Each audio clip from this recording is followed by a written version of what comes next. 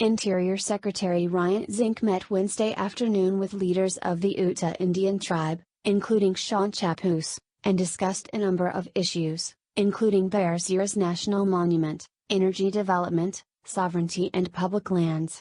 According to a readout, provided by an Interior spokeswoman, the meeting was the first of many conversations between Zinke and the tribal leaders committed to maintaining an ongoing open and positive dialogue. Feeling left out of the conversation, members of the Bears Ears Intertribal Coalition, a group of 5 Native American tribes that co-manages Utah's Bears Ears National Monument, traveled to Washington, D.C., to demand the Trump administration's attention. And if forced, they vowed to wage a legal battle against the federal government to protect their sacred lands. When President Donald Trump signed an executive order last week calling for review of at least 24 U.S. monument designations, he said he had heard a lot about Bears Ears and how beautiful the area is. The Obama-era designation of the 1.35 million-acre monument in southeastern Utah, Trump boasted, should never have happened and was made over the profound objections of the state's citizens. Considering his information is coming directly from Utah's Republican congressional delegation, which fiercely opposes the monument, Trump's comments came as little surprise.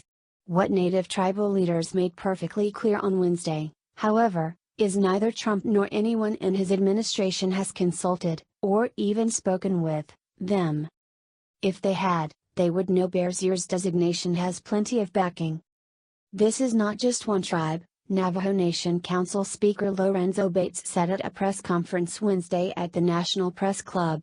It is a coalition of 5 tribes that have come together to protect our homelands. We stand here together today, united, with one voice to tell leadership at the federal level to recognize and to honor our position as sovereign nations. The area known as Bears Ears, near Blanding, Utah, was designated a national monument by President Barack Obama in December. Sean Chappuis, chairman of the Ute Indian Tribe Business Committee, said he and many others are alarmed by Trump's unilateral action, which threatens not only the future of Bears Ears but decades of hard work by numerous stakeholders and the trust and treaty relationship between the United States and Indian tribes. Trump's Interior Secretary Ryan Zinke has vowed to support America's indigenous communities. In his remarks last week related to the executive order, Zinke said he was looking forward to working with and being an advocate for local, state and tribal representation. And as Chappuis noted Wednesday, Zinke told the Senate Committee on Indian Affairs in January that sovereignty should mean something. His actions prove otherwise, Chappuis said. We are the sovereigns. We are here now. In the weeks since Trump signed the monument order, Zinke has made time to sit down with Utah's delegation and the San Juan County Commission, which also opposes the monument's creation, to discuss next steps. Yet, he has ignored numerous sit-down requests from tribal representatives, Chappuis and the others said Wednesday. Right now, in this place, you have tribal leaders gathered. It's not like he can't find us, Chappuis said. I'm not going to request, I'm going to demand that he honor his obligation to us Indian and tribal leaders. Heather Swift, a spokeswoman for the Interior Department, said claims that the agency is not consulting tribes are false, and that Zinke recognizes Native Americans are an important voice in this review process. Prior to today's press conference, the department had been in touch with the Bears Ears Tribal Commission, which is made up of representatives of the Navajo, Hopi, Ute Mountain Ute Indian of the Nda-Aure, and Zuni tribes, about setting up a meeting, Swift said in an email. The informal invitations have already been sent and we are in the process of sending formal invitations. Local communities will finally have a voice in the monument process and the Secretary looks forward to meeting with them and other important stakeholders next week. Zinke is scheduled to tour Bears Ears with San Juan County officials early next week, according to the local Deseret News. The executive order, signed last Wednesday, tasks the Interior Department with reviewing monument designations made under the Antiquities Act of 1906.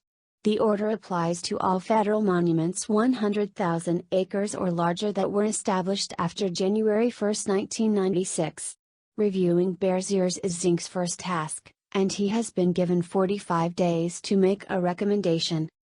Parroting the talking points of Utah lawmakers, Trump said last week that by using the 111-year-old law to extend federal protections to millions of acres of land and motion for conservation, the Obama administration eliminated the ability of people and states to decide how best to use them.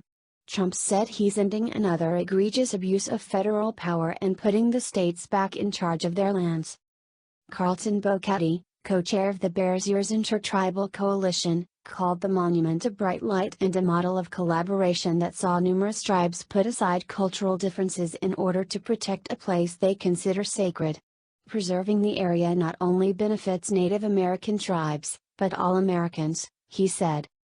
Even though I don't necessarily agree with all of President Trump's tweets, when he said I hear that Bears Ears is a beautiful place, it is a beautiful place, Bocati said, adding Trump needs to come out and see it.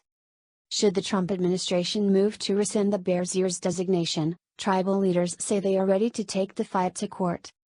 If history has proven one thing about Native Americans, it's that they are resilient, Chapus said.